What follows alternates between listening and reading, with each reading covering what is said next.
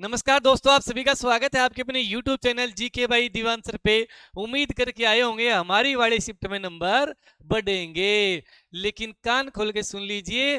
जितनी वीडियो आपने YouTube पे देखी है, सभी तो नहीं कहूंगा मैं, लगभग लगभग है आंख बंद करके बनाई गई है ना, और मुंह उठा के बनाई गई है। मैं भी मुंह उठा के बना रहा हूं, लेकिन मेरी आंख खुली है क्योंकि मैंने 2 दिन मैंने भी आंख बंद कर रखी थी, है ना। मैंने वीडियो नहीं बनाई। अब मैंने आज आंख खोल के पूरी चीज को, जानकार से जानकार बंदे को निकाल के उससे सारी डिटेल पूछेगी कि कैसे होता है नॉर्मलाइजेशन, है ना। बिल्कुल, तो सुन लीजिए। ऐसा नहीं है कि आपकी भाई बात की जाए, पूरे हरियाणा में रुका है इस चीज का कि सबसे मुश्किल शिफ्ट ये थी। माइनस माइनस कर दिया मैंने ना, इसको मैं ऐसे कर देता हूं। भाई सबसे मुश्किल है तो 2 बार माइनस कर दिया, है ना। यही मानी जा रही है सबसे मुश्किल पहले वाली शिफ्ट, और कहीं ना कहीं है भी, है ना। अब आ जाइए, दूसरी मुश्किल शिफ्ट इसको कहा जा रहा है ना, लास्ट वाली को, तो 1 माइनस कर दिया। सबसे आसान शिफ्ट इस मॉर्निंग वाली को कहा जा रहा है, इसको मैंने डबल प्लस कर दिया। और दूसरे नंबर की आसान शिफ्ट इसे कहा जा रहा है, इसको मैंने 1 प्लस कर दिया। समझ गए आप? डबल माइनस वाली ज्यादा आपने बात करें कठिन थी। अब बात आ गई, क्या ये बात सत्य है? क्या ऐसे ही नॉर्मलाइजेशन होता है? नहीं, ये सारी बात गलत है। गलत गलत गलत। हाँ, एक मोटा अनुमान लगा सकते हैं, मोटा अनुमान। तो जी कैसे होता है नॉर्मलाइजेशन? अब सुन लीजिए, नॉर्मलाइजेशन होता है रैंक के हिसाब से और परसेंटाइल के हिसाब से। परसेंटेज अलग होता है, परसेंटाइल अलग होता है ना। बिल्कुल, तो रैंक के हिसाब से, परसेंटाइल के हिसाब से ये अपना फार्मूला अपनाया जाता है, फिर इक्वल किया जाता है ना।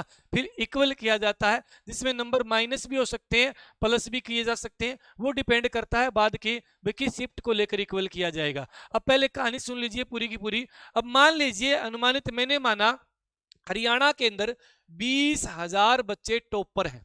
20,000 बच्चे क्या हैं? टॉपर है। आज के टाइम में जो अपना पेपर दिया गया है ना भाई, है ना, आज के टाइम में जो पेपर दिया गया है, उसमें मान लें कि आप भाई एक ही पेपर लिया जाए पूरे हरियाणा को बिठाकर, है ना। ऐसा संभव नहीं है, लेकिन फिर भी मान लिया उसमें से 20,000 बच्चे निकाले जाए टॉपर, है ना। तो ये 20,000 बच्चे मान लीजिए मैंने टॉपर निकाले हैं।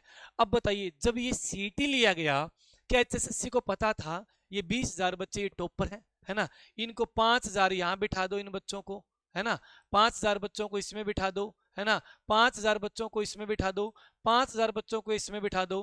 क्या ऐसे बच्चों को बिठाया गया है पेपर में? आप बताइए। नहीं बिठाया गया ना ऐसे, ठीक है। वैसे ही रोल नंबर आ गया रेंडमली। अब मान लीजिए 20,000, छोटा अनुमान लिया है मैंने 20,000 का, 20,000 बच्चे। अगर मैं बात करूं इस शिफ्ट में, किसमें भाई? मॉर्निंग वाले में।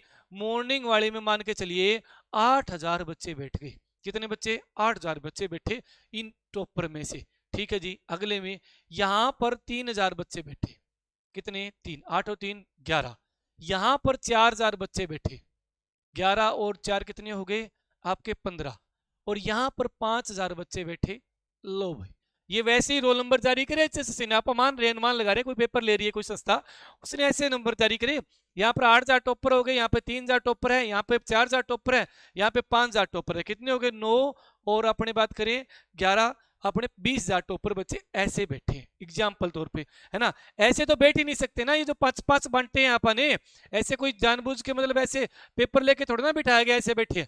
अब डिपेंड करेगा इन्हीं पे, डिपेंड करेगा इन बच्चों पर, रैंक इनकी ज्यादा आएगी ना, ठीक है। अब एग्जाम्पल तौर पे मान लीजिए ये वाला पेपर हुआ मॉर्निंग में, सबसे मुश्किल इसको मान रहे हैं आप, मान रहे हैं सबसे मुश्किल। अब इसमें बच्चे टॉपर कितने बैठे हैं? 8,000।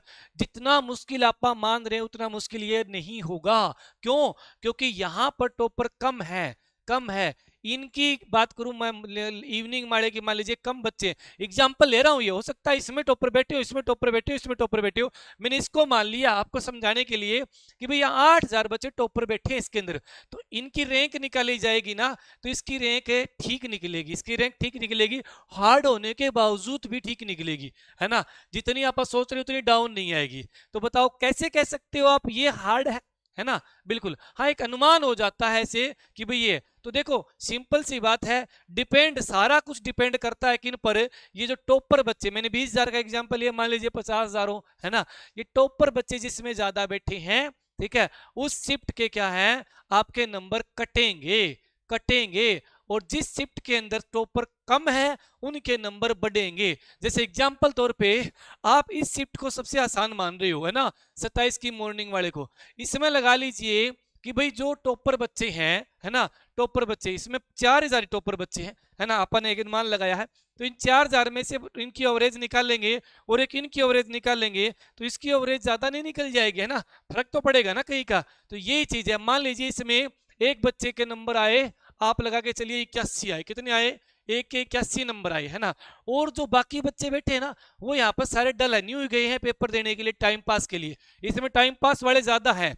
अगर इसमें आसान शिफ्ट है, टाइम पास वाले ज्यादा है, ठीक है, तो इसमें टॉपर वाले को फायदा हो जाएगा, सीधी सी बात है। समझ में आई, ना आई हो तो इतनी बात समझ लेना, जितने भी यूट्यूब पे आपने वीडियो देखी है, जो आपको समझ में आई है वो आप बेकार की है सारी वीडियो, है ना, वो सारी बेकार की है। समझ में आने की बात यही रहेगी, डिपेंड करेगा सब कुछ है किस पर है, सब डिपेंड करेगा टॉपर पर, है ना, जिसमें टॉपर ज्यादा है, ठीक है, ज्यादा है, उसके नंबर घटेंगे, है ना। हो सकता है हार्ड शिफ्ट में, आसान शिफ्ट में टॉपर ज्यादा हो तो इसके बहुत ज्यादा नंबर कम हो जाएंगे, है ना, और इस आसान शिफ्ट में एवरेज यानी बीच बीच के टॉपर है ना ज्यादा है ना कम है, ठीक है, तो भाई थोड़ा बहुत कम होंगे, है ना।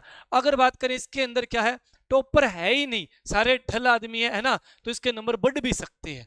ये कहानी है बहुत इंपॉर्टेंट, है ना, बहुत इंपॉर्टेंट कहानी है। तो इसमें अभी कहीं नहीं कह सकते, है ना, क्या सबके बढ़ेंगे नंबर या सबके घटेंगे। देखो पहले ये परसेंटाइल अपनाया जाएगा, फिर रैंक देखी जाएगी, दोनों चीज हो गई, रैंक देखी, परसेंटाइज देख के रैंक देखी, उसके बाद क्या डिसाइड करेंगे, कोई भी रेंडमली एक इसमें से क्या उठा लेंगे, एक अपनी शिफ्ट उठा लेंगे और इक्वल कर देंगे। हो सकता है मान लो ये आसान वाली ये हार्ड वाली उठा ली जाए, है ना, तो हार्ड वाली इनके सभी के नंबर कम कर दें, है ना, ऐसा भी तो हो सकता है टॉपर उठा ली जाए, इन सभी के नंबर बढ़ जाए, मान लो यही टॉपर है आप लगाए चले, इन सब के नंबर बढ़ जाए, ऐसा भी तो हो सकता है ना, बिल्कुल। तो देखिए आपको मोटी मोटी बात बता देता हूं, ये दो शिफ्ट जो है, लीजिए 26 तारीख की और 27 तारीख की, है ना, अगर मैं बात करूं इनमें मोटा मोटा अपने हिसाब से मॉर्निंग इवनिंग, है ना, और यहां भी मॉर्निंग और यहां भी इवनिंग, है ना, चलिए इनमें से आप, मैं भी बता रहा हूं आपको, ये वाली दो शिफ्ट आप डिसाइड नहीं कर सकते,